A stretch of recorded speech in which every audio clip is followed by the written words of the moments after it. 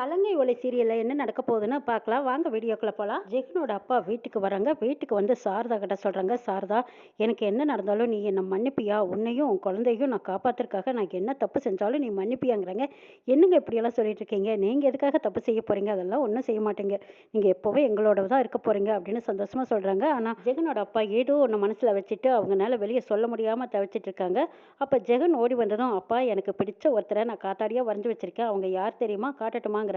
அது ஜெகனோட அப்பாவை தான் வரைஞ்சு வச்சு, இதுதான் என்னோட அன்பு செல்ல அப்பா அப்படின்னு சொல்லி பட்டத்தை பறக்க விடுறாங்க. இவங்களோட நான் அந்த பட்டத்தை கொண்டு போய் விளையாடிட்டு இருக்கான் ஜெகன். அப்போ அவங்க அக்கா சொல்றா, டே அந்த பட்டம் ரொம்ப உயரத்துல பறந்துட்டு இருக்குதுடா, அதை உன்னால பிடிக்க முடியாது, விட்டுரு விட்டுரு, என்கிட்ட இன்னொன்று இருக்குங்கிறாங்க. இல்லை, என்னோட அன்பு செல்ல அப்பாவை நான் விட மாட்டேன். அந்த காத்தாடி எங்க பறந்தாலும் நான் போய் பிடிச்சே தீருவேன் அப்படின்னு சொல்லிட்டு அந்த காத்தாடி பறந்து போன இடத்த தேடி போய்கிட்டு இருக்கான் ஜெகன். அந்த காத்தாடியை ஒரு வழியா கீழே விழுந்து கிடக்குது, அதை போய் எடுத்துடுறாரு. அபூர்வா தான் ஜெகனோட அப்பாவுக்கும் சாரதாவுக்கும் கல்யாணத்தை பண்ணி வைக்கிறாங்க. இந்த கல்யாணம் நடந்ததுனால சாரதாவோட அப்பா இறந்துடுறாங்க. அதையும் தாண்டி அபூர்வா இவங்க ரெண்டு பேத்துக்கும் கல்யாணம் பண்ணி வச்சு வீட்டுல சேர்த்துக்கணும்னு நினைக்கிறாங்க. ஆனா சந்துரு இதை ஏத்துக்க மறுத்துட்டாங்க. இவங்க ரெண்டு பேரும் தனியா வாழ்ந்துட்டு இருக்காங்க. இப்போ ஜெகன் காத்தாடியை தேடி போயிட்டு இருக்கும்போது அங்க சலங்கை ஒளி கிடக்குது. அந்த சலங்கை துகள் துகளா அப்படி இப்படி சிந்தி கிடக்குது. செதறி கிடந்த சலங்கையை கையில் எடுத்துட்டு வந்து இந்த பக்கம் மணல் பக்கம் பார்த்தா அங்க ஒரு குழந்தை இருக்கு. என்னது குழந்தை மாதிரி தெரியுது, யாரா இருக்கு இந்த குழந்தை அப்படின்னு ஜெகன் பார்த்துட்டு அந்த பொம்மைக்குள்ள இருக்கிற குழந்தைய பார்த்து ரசிக்கிறான். கையோட அந்த குழந்தைய நம்ம வீட்டுக்கு எடுத்துட்டு போலாம்னு ஆசைப்படுறான். ஜெகன் கூட இருந்த அந்த நாய்க்குட்டி தான் வந்து அடையாளம் காட்டுது. அந்த நாய்க்குட்டி காட்டின இடத்துல வந்து பார்த்தா அழகான பெண் குழந்தை. அந்த குழந்தை ஜெகனோட கையை பிடிச்சு சந்தோஷமா சிரிக்குது. அதை பார்த்த ஜெகன் இனிமே எங்க வீட்டு பாப்பான்னு சொல்லி எடுத்துட்டு போறான். சோபா கம்பெனில தீ பிடிச்சிருச்சுன்னு போய் சொல்லி அபூர்வா கூட்டிட்டு வந்து சோபாவை உள்ள விட்டுறாங்க. விட்டதுக்கு அப்புறமா அங்க நெருப்பு வச்சடிச்சிடுறாங்க. அவங்க தப்பிச்சுக்கிறாங்க. அங்க அந்த தீயில சோபா மாட்டிக்கிறாங்க. திரும்ப இந்த விஷயம் தெரிஞ்சதும் சந்திர ஓடோடி வர்றாங்க. வந்து பார்க்கும்போது இங்க எல்லாம் சாம்பலா கருகி கிடக்குது. அப்ப சோபா காலில் போட்ட அந்த செருப்பு இருக்கு. அந்த செருப்பை பார்த்ததும் சந்திர அலறி அடிச்சிட்டு, என்னது சோபா செருப்பு மாதிரி இருக்கு, சோபா இங்க வந்தாளா, சோபாவும் இதுலயே சாம்பலாயிட்டாளா அப்படின்னு சொல்லி கத்தி கதறிக்கிட்டு இருக்காங்க. இதையெல்லாம் பார்த்த அபூர்வா பின்னாடி நின்று சந்தோஷத்துல பார்த்துட்டு இருக்காங்க. சந்திர சோபா சோபான்னு சொல்லி சொல்லி அழுதுட்டு இருக்கிறத அப்படியே கல் மனசோட அபூர்வா பார்த்து ரசிச்சிட்டு இருக்கிறாங்க.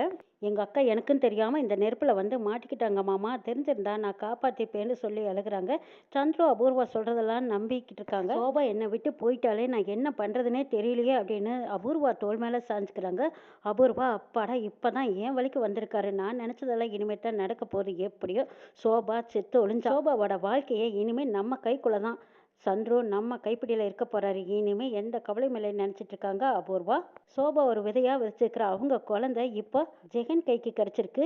இந்த அழகான பாப்பாவை நம்ம வீட்டுல கொண்டு வளர்த்திக்கலாம் அப்படின்னு சொல்லிட்டு குழந்தைய ஆசையா எடுத்துட்டு வரான். அப்ப எல்லா குட்டீஸுங்களும் சேர்ந்துக்கிட்டு, டே எங்க வீட்டுல என் தங்கச்சி பாப்பாவுக்கு கொடுக்க வேண்டிய பாலை நான் எடுத்துட்டு வந்தேன், இந்த பாப்பாவுக்கு கொடுக்கலாமாங்கிறாங்க. கொடுக்கலாம், இதுக்கும் பசிக்குமல்ல அப்படின்னு சொல்லி பால் கொடுத்துட்டு இருக்காங்க. அப்பதான் ஜெகன் கிட்ட அவனோட ஃப்ரெண்ட் ஓடி வந்து சொல்றாங்க, டே உங்க அப்பா கோயில்ல யாரையோ கல்யாணம் பண்ணிக்கிட்டாருடாங்கிறாங்க. என்னது, எங்க அப்பா இன்னொரு கல்யாணம் பண்ணிக்கிட்டாரா அப்படின்னு சொல்லிட்டு பதறி அடிச்சுக்கிட்டு ஓடுறான் ஜெகன். பொம்மையும் குழந்தையும் எடுத்துக்கிட்டு ஜெகன் ஒட்டோட்டமா ஓடி வந்துட்டு இருக்கான். அப்ப ஜெகனோட அப்பா சந்துருவோட தங்கச்சியை கல்யாணம் பண்ணிக்கிட்டு வீட்டுக்கு வந்துட்டு இருக்காரு. ஜெகனோட அப்பா அபூர்வா கிட்ட கெஞ்சுறாங்க, எனக்கு ஏற்கனவே கல்யாணமாகி குழந்தைங்களும் இருக்காங்க மேடம், என்னை விட்டுருங்கிறாங்க. நான் சொன்னதுதான், நீ அவளை கல்யாணம் பண்ணித்தான் ஆகணுங்கிறாங்க. வேற பிடியே இல்லாம அவங்களும் தப்பிக்க வாய்ப்பு இல்லாம பேசாம அபூர்வா சொன்ன மாதிரியே கல்யாணத்தை பண்ணிக்கிட்டு சந்துரு வீட்டுக்கு வந்துட்டு இருக்காங்க. அதுக்கு முன்னாடியே சந்திரோபாவை இப்படி கைவிட்டுட்டோமேன்னு நினைச்சு கலங்கி போய் அவரு காரியமெல்லாம் முடிச்சு வீட்டுக்கு வர்றாங்க. வீட்டுக்கு வந்து சோபாவோட போட்டோவை பாக்குறாங்க. அபூர்வா, சோபா எந்த நாட்டியத்துக்காக தன்னோட உயிரையே மாச்சுக்கிட்டாலோ, சோபாவோட நாட்டியத்துக்கு சம்மந்தப்பட்ட பொருள் எதுவும் இந்த வீட்டில் இருக்கக்கூடாது, இதெல்லாம் அந்த பக்கம் தூர தூக்கி போடுங்கன்னு சொல்லிடுறாங்க சந்துரு. ஆஹா, நம்ம நினைச்ச மாதிரியே நடக்குதுன்னு நினச்சிக்கிட்டு அபூர்வா அங்கே வேலைக்காரங்க கிட்ட கஞ்சாட பண்ணுறாங்க. ஜெகனோட அப்பாவும் சந்துருவோட தங்கச்சியும் கல்யாணம் பண்ணிக்கிட்டு முன்னாடி வந்து நிற்கிறாங்க. இதை பார்த்த சந்துரு சவுக்கு எடுத்துட்டு வராங்க. ஏண்டா எங்கள் குடும்பத்தில் ஒருத்தனா பழகிட்டு என் குடும்பத்துக்கே இப்படி ஒரு துரோகம் பண்ண உனக்கு எப்படிடா மனசு வந்தது, உன்னை நான் உயிரோடவே விட்டு வைக்க மாட்டேன் அப்படின்னு சொல்லிட்டு அந்த துப்பாக்கியை எடுக்கும்போது சாரதா முன்னாடி வந்து நின்று, அண்ணே அவரை சுட்டு கொண்டா நானும் செத்துருவா. சந்துரு வந்து தடுக்கிறாங்க. இதை பாருங்க மாமா, நீங்க கோவத்துல என்ன காரியம் பண்ணிட்டு இருக்கீங்க, அவர் இப்போ ஒன்று நம்ம கிட்ட சம்பளம் வாங்குற வேலைக்காரர் கிடையாது, இப்ப நம்ம வீட்டு மாப்பிள்ளை, தங்கச்சி கழுத்துல தாலி கட்டி இருக்கிற மாப்பிள்ளை, மன்னிச்சு விடணுங்கிறாங்க அபூர்வா. அவன் யாரா இருந்தா எனக்கு என்ன, சோபா போட்ட சோத்த மறந்துட்டு அவன் துரோகம் பண்ணியிருக்கான், அவன் உயிரோடவே இருக்கக்கூடாது, யாரா இருந்தா எனக்கு என்ன, இவனை நான் விட்டு வைக்க மாட்டேன்னு துப்பாக்கி எடுத்து குறி வைக்கிறாங்க. அண்ணே இதுல இவரோட தப்பு எதுவுமே இல்லை, நான் தான் இவரை காதலிச்சேன்னு சொல்றாங்க சாரதா. கேட்டீங்களா, இவரோட தப்பு எதுவுமே எதுவுமே இல்ல. ஏற்கனவே இந்த வீட்டு மகாலட்சுமிய இழந்துட்டு நிக்கிறோம் மாமா. இந்த வீட்ல பொறந்த பொண்ணுக நீங்க விதவையாக்கலான்னு நினைக்கிறீங்களான்னு கேட்டதும் சந்துரு கையில வச்சிருந்த துப்பாக்கிய கீழ இறக்குறாங்க. கோவப்படாம நல்லா யோசிச்சு பாருங்க. அக்கா இருந்தாலும் இதுதானே செஞ்சிருப்பாங்க. அவ விருப்பப்பட்ட பையனை கல்யாணம் பண்ணி வச்சு சந்தோஷமா இருக்கணும்னு நினைச்சிருப்பாங்க. அப்படிதான் இப்ப நடந்திருக்கு. அக்கா கிட்ட இருந்த நல்ல பழக்கமே ஒரு வேலைக்காரனா பார்க்காம குடும்பத்துல ஒருத்தனா பார்த்த ஒரு தெய்வீக கலை இருந்துச்சு.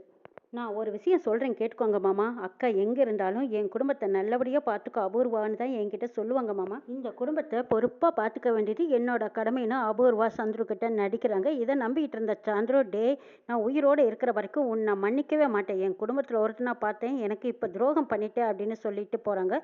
சாரதா கண்கலங்கி நிக்கிறாங்க. இப்ப ஜெகனோட அப்பாவும் தான் குழந்தையும் மனைவியும் விட்டுட்டு இப்படி ஒரு வாழ்க்கையை தேடி வந்துட்டோமே, இந்த அபூர்வாவை நம்பி என் குடும்பத்தை அனாதையை விட்டுட்டு வந்துட்டோமேன்னு இவர் ஒரு பக்கம் மனங்கலங்கி நிற்கிறாரு. அபூர்வா நினைக்கிறாங்க, என்னோட சுயமரியாதைக்காகத்தான் நான் இந்த கல்யாணத்தை நடத்தி வச்சிருக்கேன். எப்பவும் என் கண் இமைக்குள்ள என் கண் மையா தான் நீ இருக்கணும்னு நினைக்கிறாங்க. சாரதா, நீங்க 2 பேரும் உயிரோட இருக்கிறதுக்கும் நீங்க 2 பேரும் சேர்ந்து வாழ்றதுக்கும் நான் தான் காரணங்கிறத நீங்க எப்பவோ மறந்துடாதீங்க. வலது கால் எடுத்து வச்சு உள்ள வாங்கன்னு சொல்றாங்க. சந்துருவோட தங்கச்சியும் ஜெகனோட அப்பாவும் ஜோடியா வந்து சோபாவை வணங்குறாங்க. அப்பதான் ஜெகன் அவங்க அம்மா கிட்ட சொல்லி தங்கச்சியும் எடுத்துக்கிட்டு அந்த வீட்டுக்கு ஓடி வராங்க. பதறி அடிச்சுக்கிட்டு அழுதுகிட்டு வராங்க. வேலைக்காரங்க எல்லாரும் தடுத்து நிறுத்துறாங்க. அபூர்வா இந்த சத்தத்தை கேட்டதும் வெளியே வந்து பாக்குறாங்க. அப்ப ஜெகனோட அப்பா என் குழந்தைங்க வந்திருக்காங்கன்ட்டு ஓடி வெளியில வராங்க. இதை பாருங்க, அவங்க யாருன்னே தெரியாம நடந்துக்கோங்க. ஏற்கனவே கல்யாணமானவர்னு நீங்க தெரிஞ்சது நிச்சயமா சந்துரு உங்களை சும்மா விட மாட்டாரு. உங்க குடும்பத்தை உங்க குழந்தைய எல்லாத்தையும் சுட்டு கொன்னுடுவாரு தெரியுமாங்கிறாங்க. இதை கேட்ட ஜெகனோட அப்பா பயந்துக்கிறாங்க. அதுக்கப்புறம் அங்கே எல்லாரும் முன்னாடியும் அவங்க யாருன்னு எனக்கு தெரியாதுங்கிறாங்க. அப்போ ஜெகன் அப்பா அப்பான்னு அழுகும்போது, இதை பார்ப்பா, இது தப்பு, நீ யாருன்னே தெரியாம என்னை அப்பான்னு கூப்பிடாதீங்கிறாங்க. அப்படியே மனசு வலிக்க சொல்லிட்டு இருக்காரு ஜெகன் அப்பா. சாரதா, உனக்காகவும் உன் குழந்தைங்களோட எதிர்காலத்துக்காகவும் நான் கஷ்டப்படுறதுல தப்பே இல்லை. நீ எங்கேயாவது கண்காணாத இடத்துல போய் எல்லாரும் சந்தோஷமா இருங்கன்னு அனுப்பி வச்சுட்டு திரும்ப வந்து அழுதுகிட்டே வராரு. இங்க சாரதா 2 குழந்தைங்களையும் கூட்டிக்கிட்டு அனாத மாதிரி போய்கிட்டு இருக்கிறாங்க. யார் ஆதரவும் இல்லாம ஒரு இடத்துல உட்காந்துருக்காங்க. ஜெகனோட ஃப்ரெண்ட்ஸுங்கெல்லாம் கூட ஜெகனை கூட்டிட்டு போய் நம்ம வீட்டில் வச்சுக்கலாங்கிறாங்க. அந்த குழந்தைங்களோட அப்பா சொல்றாங்க, ஐயே இவன் யாருக்கு பிறந்தானே தெரியாது, இவனையெல்லாம் நம்ம வீட்டில் கொண்டு வச்சுக்க முடியாது, இவங்களையெல்லாம் வழியிலேயே அனுப்பு, இவங்ககிட்ட பேச்சுவார்த்தை வச்சுக்க கூடாதுன்னு எழுதிட்டு போயிடுறாங்க. ஜெகனோட அம்மா சாரதாவும் ஜெகன் எல்லாரும் கண்கலங்க நின்றுட்டு இருக்காங்க. ஜெகன் கையில வச்சிருந்த பட்டம், அதுல அவங்க அப்பாவை ஆசையா வரைஞ்சு வச்சிருந்த பட்டத்தை கீழே போட்டு காலால மிதிச்சு தேய்ச்சிட்டு அப்படியே பறந்தடிச்சுக்கிட்டு போயிடுறான். திரும்பி அவங்க எல்லாரும் ஒரு இடத்துல உட்காந்துருக்கும் போது அபூர்வா அந்த குடும்பத்தையே அழிச்சிட்டு வந்துருங்கன்னு சொல்லி அடியாளுகளை அனுப்புறாங்க. அந்த அடியாளுகளும் அவங்கள துரத்திக்கிட்டு இருக்காங்க. அவங்க எல்லாரும் உயிருக்கு பயந்து ஓடி மறைஞ்சு ஒளிஞ்சு வந்திருக்காங்க. இங்க ஏமாந்த நேரம் பார்த்து திரும்பவும் ஓட்டம் பிடிக்கிறாங்க. ஓடிக்கிட்டு இருக்கும்போது ஒரு வாழைத்தார் தட்டி விட்டுருது. அதுக்கப்புறம் சாரதா கீழே விழுந்துடுறாங்க. கை குழந்தையோட விழுந்து கிடக்கிற சாரதாவை பார்த்ததும் ஜெகன் கையில வச்சிருந்த அந்த பொம்மைக்குள்ள இருக்கிற குழந்தையும் சேர்த்து ஒரு கூடக்குள்ள வச்சிடுறாங்க. கூடக்குள்ள வச்சு வாழலையை வச்சு மறைச்சு வைக்கிறாங்க. யாருக்கும் தெரியாம வச்சுட்டு அம்மாவை காப்பாத்துறாங்க.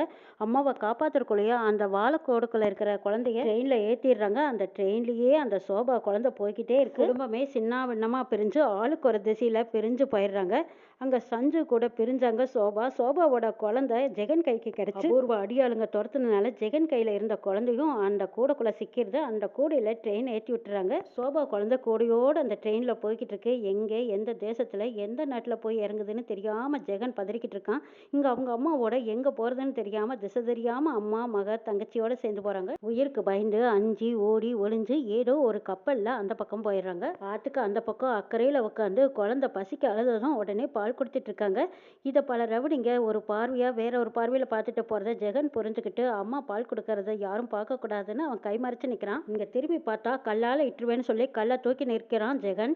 இதை பார்த்ததும் அங்க இருந்தவங்க சரி ஏன் பார்க்கணும்னு திரும்பி பார்க்க போறாங்க. ரயில் தண்டவாளத்துல பராமரிக்கிறவர் ஒருத்தர் அந்த இடத்துக்கு வர்றாங்க. அவங்க ஏதோ பண்ணிட்டு இருக்கும்போது அப்ப குழந்தை சத்தம் கேட்குது. அங்க திரும்பி பார்க்கறாங்க. என்னடா அது, ட்ரெயின்ல யாராவது குழந்தைய விட்டுட்டு போயிட்டாங்களா அப்படின்னு போய் திரும்பி பார்க்கறாங்க. போலான்னு 2 எட்டி வைக்கும்போது அப்பதான் ஒரு கம்பி ஒன்று கரண்டால அருந்து விழுகுது. நல்ல வேளை அந்த குழந்தை அழுதுனால நம்ம இந்த பக்கம் வந்தோம். இல்லைன்னா அது நம்ம தலைமையில விழுந்திருந்தா நம்ம சோழியை முடிச்சிருக்கும்னு நினைச்சிட்டு இந்த குழந்தை நம்ம உயிரை காப்பாத்திருக்காரு. யாருன்னு போய் பார்க்கணும்னு வராரு. சூரிய உதயமான நேரத்துல அந்த குழந்தை தான் கையில கிடைச்சிருக்குன்னு அந்த ஏழை தொழிலாளி போய் அந்த குழந்தைய கையில எடுத்து அன்பா பாசமா தான் வளர்த்துக்கலான்னு எடுத்துட்டு போறாங்க. சோபாவோட குழந்தை கொஞ்ச நேரம் ஜெகன் கைக்கு சொந்தமானது. இப்ப கை தவறி போனதை எப்படி கை மீட்க போறாங்கிறத நாளை எபிசோட்ல பார்க்கலாம்.